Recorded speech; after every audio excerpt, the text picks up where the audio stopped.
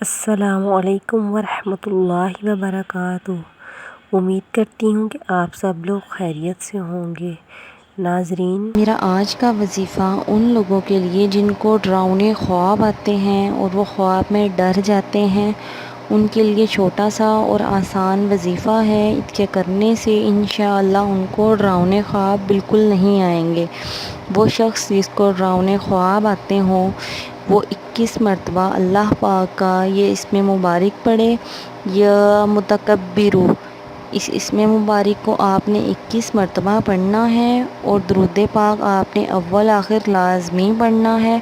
انشاءاللہ آپ بالکل خواب میں نہیں ڈریں گے اور نہ ہی آپ کو ڈراؤنے خواب آئیں گے۔